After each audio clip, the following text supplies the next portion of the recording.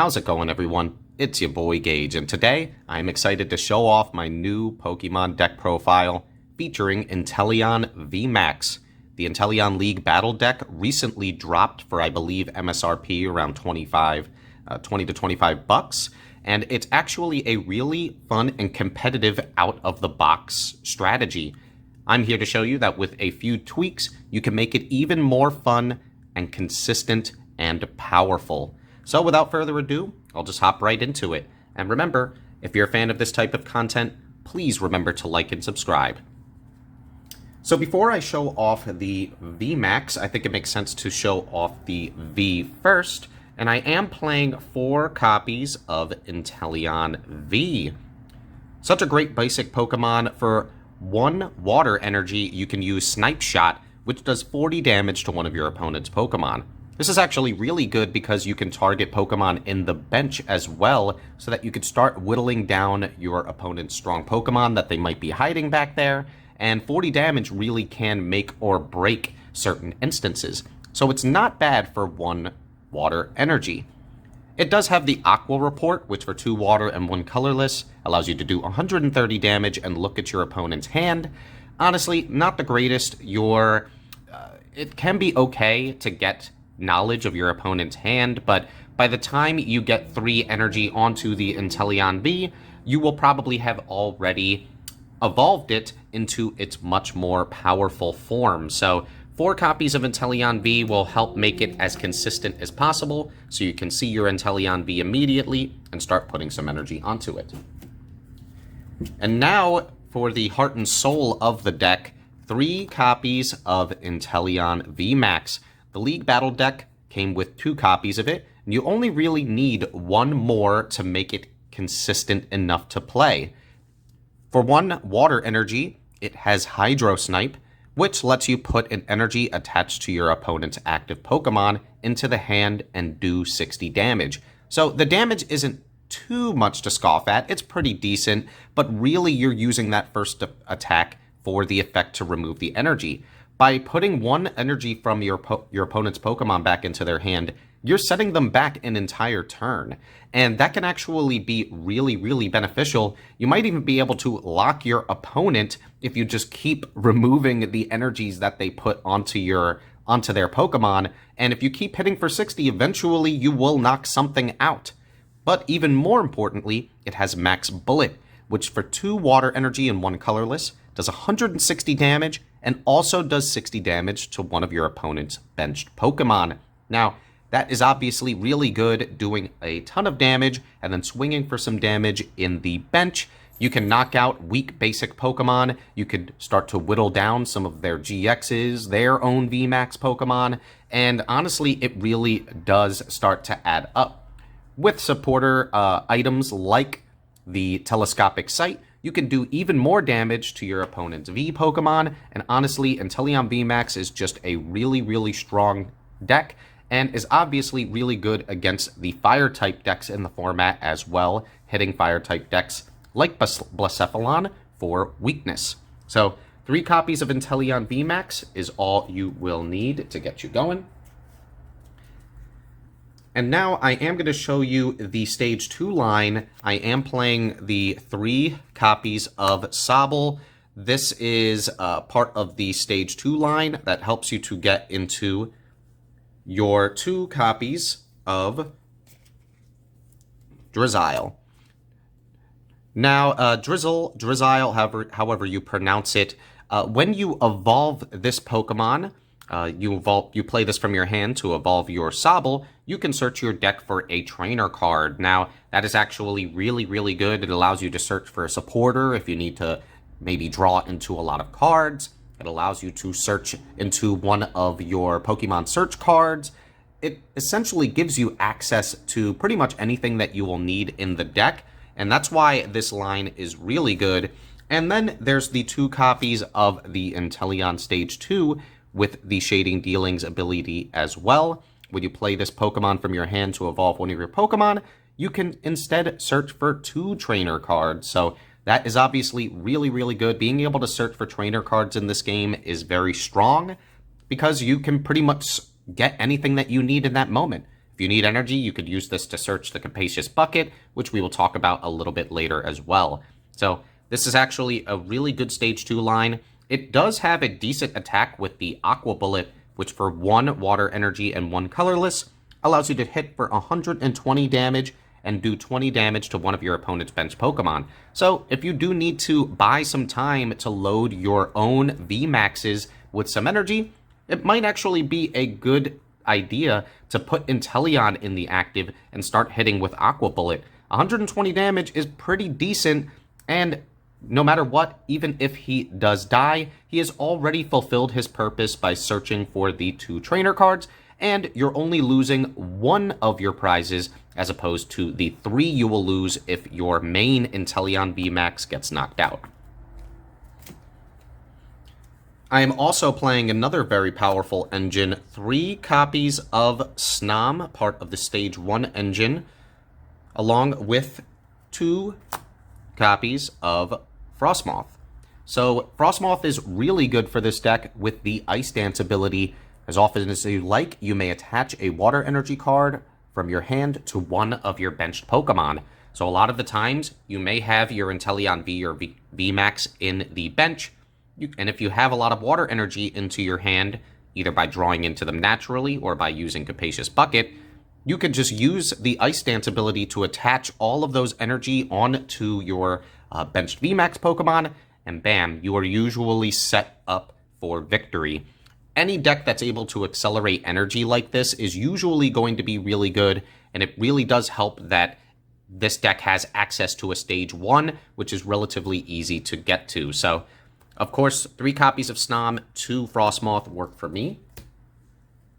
And then for the last Pokemon, 1 Dedenne, just for a little bit of additional consistency. Sometimes your hands can get a little cloggy, so you could use the Dedenne change ability to discard your hand and draw 6 fresh cards. So Teching 1 has worked for me. It can be cut because the deck is pretty consistent already, but sometimes you really do need this in a pinch just to get some fresh cards. And that's it for the Pokemon. Now for the trainers. I'm going to show off the items first. 4 copies of Quickball. This is pretty much a staple in most decks. You discard a card to search for a basic Pokemon. So you could use this to search for your Intellion Vs. You could use this to search for your Snoms. Or if you need to get to your Sobbles, you can use that as well. I am also playing 4 copies of Evolution Incense. I really like Evolution Incense just because it's a 1-for-1. You don't have to discard anything, and you could just search your deck for an Evolution Pokemon. So that's pretty good. Not having to pay anything to get a search is always great in my book. So you could use this to get to your VMAXs or your Drizzles and your Inteleon Stage 2 line. So 4 copies of Evo Incense is really good in this deck. And then I am playing 2 copies of Level Ball. I've actually really been liking the Level Balls because it searches your deck for a Pokemon that has 90 HP or less. So you may have noticed that we are playing a decent amount of Pokemon that have under 90 HP. That does include the Sobbles with the Drizzles, which have exactly 90 HP. And that does work for the Snoms and Frostmoths as well. So I've honestly been considering bumping up the level balls, maybe an extra 1 or 2, just because getting access to these Pokemon is really good. The only downside with level ball is that it does not get you to your main Intellion Vs or your VMAXs, so that can be a little rough. But for right now, the 2 level balls have actually been pretty good for me, and I may even consider bumping it up to 3. I'm also playing 2 copies of Capacious Bucket. Really, really good for the consistency of adding 2 water energies from the deck to your hand. That is so good. If you have your Frostmoth set up and you have your Inteleon in the bench, this is going to help you set up those energy really, really quickly. And you may even consider bumping this up to 3, but 2 is a pretty decent sweet spot as well. I am playing 2 copies of Air Balloon. Pretty much every Pokemon in the deck is going to get free retreat by attaching this air balloon onto them. And obviously being able to retreat for free is really good. It means that at any point, if you already have maybe your Intellion V Max in the bench, loaded up with a bunch of energy, you could just put the air balloon on whatever is in the active spot, retreat them, and get your Intellion V Max out so that you can start to do some damage. So air balloon is really, really good in this deck. I am playing the one copy of Telescopic Sight. The attacks of the Pokemon that this card is attached to do 30 more damage to your opponent's benched B and GX Pokemon. So like I mentioned, if you attach this onto your Intellion V Max, you are going to be swinging for even more damage to your opponent's V and GX Pokemon, which is really, really good. I've only really needed the one, and this might not even be relevant in all matchups, but in the matchups that it is relevant in, it is going to be very, very effective, especially post-rotation.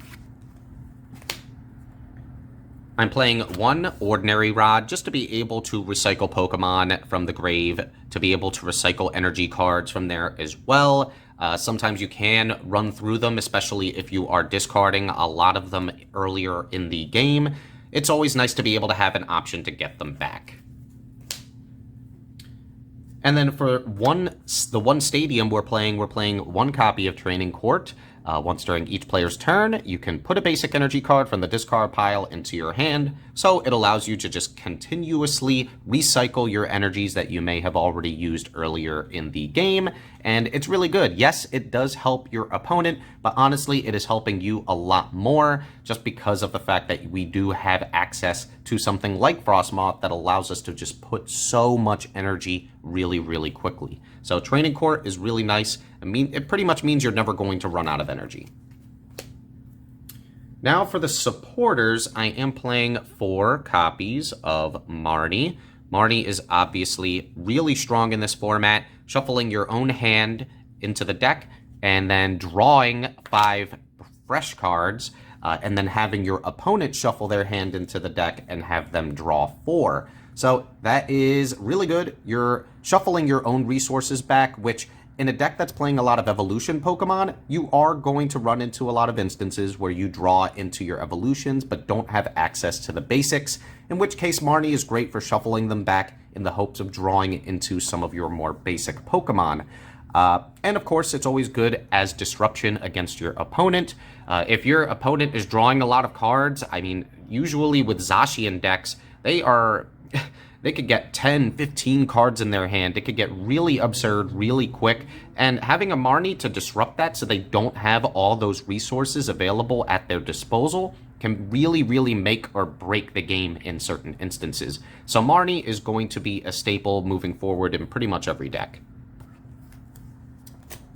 And then I'm playing the one copy of PokeKid.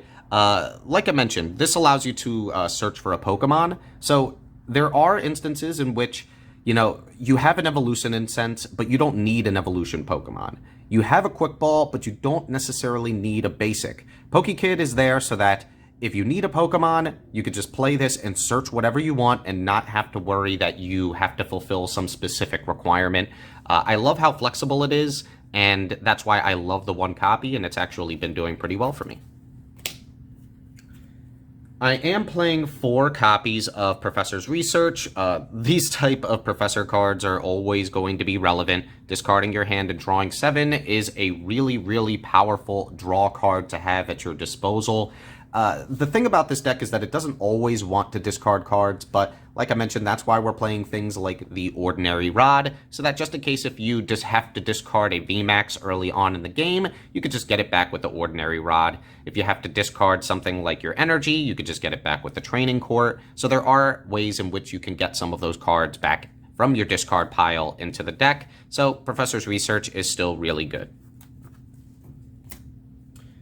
I'm also playing 3 copies of Boss's Orders, obviously a staple in most decks as well, being able to force your opponent's benched Pokemon into the active spot, so you could just choose whatever you want, bring it out, and then usually that puts you in a very favorable position. A lot of the times your opponent may try to retreat their Pokemon into the bench, so having access to Boss's Orders is really nice so that you can get the knockout that you deserved. Your opponent won't be able to hide from you as long as you have access to boss's orders. And it's been good since the beginning of the Pokemon TCG, and it will continue to be good now as well. And then I am playing the 1 copy of Birdkeeper. There are instances in which you just need more cards in your hand. So switching your active Pokemon with a bench Pokemon and then drawing 3 cards is pretty good, and that's why I like having the 1 copy. And after that, I am playing the 12 copies of Water Energy. So guys, that's going to be it for the deck. Pretty straightforward, but it is very powerful nonetheless. This is a deck that, like I mentioned, most of these cards came in the League Battle deck. So if you are interested, I would highly consider picking it up while it is still cheap and readily available, because this deck is going to be good post-rotation, and it is really good against some of the strongest meta decks, including the fire decks in the format, so I highly recommend it. And that's going to be it for the video. Until next time, GG.